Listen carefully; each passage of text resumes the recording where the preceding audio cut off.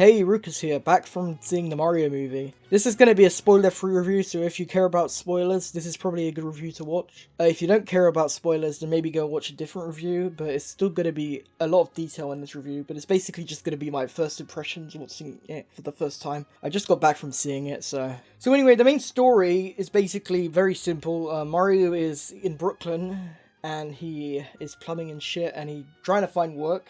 The entire of Brooklyn seems to get flooded due to a pipe problem, which I don't know why they did that, but okay. I don't know why the plumbing is so bad in Brooklyn. But yeah, he finds a secret pipe, and then they get separated, and then Luigi goes to Bowser, and Mario gets stuck in the Mushroom Kingdom. And then the main plot is Bowser's trying to marry Peach, and Mario tries to convince Donkey Kong to help them defeat Mario.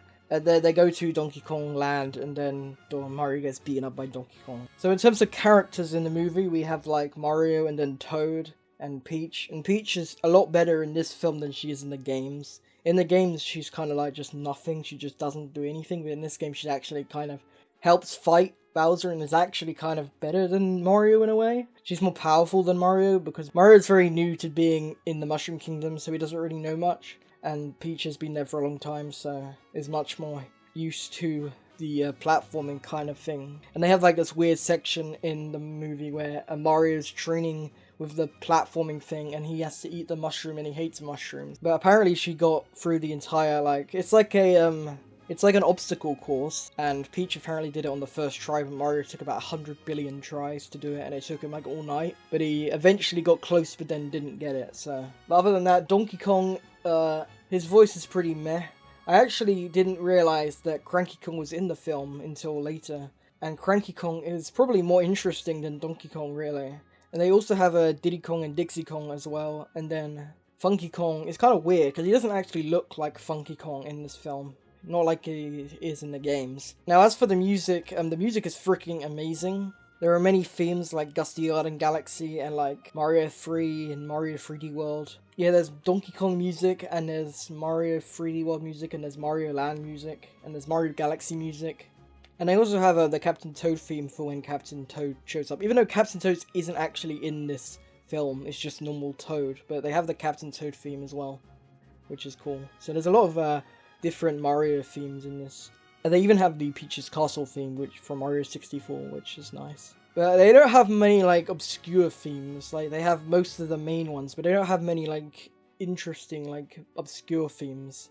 Like, they have all the main Mario themes, like the underground theme and the overworld theme, and then the overworld theme. Like, they have the athletic theme from Mario 3 when he gets the Tanuki suit. But they don't have many, like, more obscure kinds of music. Like, I don't think they have any Mario Odyssey music, I don't think. I didn't really see any, so maybe there is, but I didn't really hear any. It's mostly from, like, the older Mario games.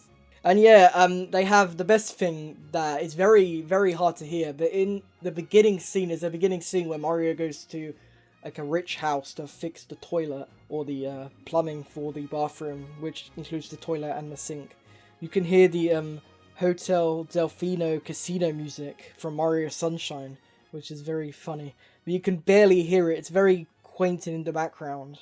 And also the dog in the house is basically the dog from Duck Hunt. Now, as for the cameo with Charles Martinet, Cameo is from the referee from Punch-Out is basically the guy. And instead of Donkey Kong being the game in the arcade, it's now a Jumpman. Because Donkey Kong is a real character now, so they couldn't do Donkey Kong. So they basically replaced it with another random generic... I don't know what it is that they replaced it with.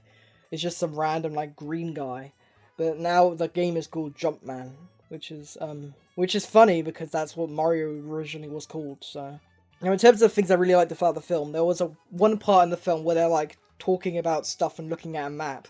And the map is actually, like, basically a Mario World map, but it's, like, for the world in the film. So it's all, like, 16-bit and stuff from, like, the Super Nintendo, which I thought was really cool. And then there's also, like, anti-gravity sections from Mario Kart 8.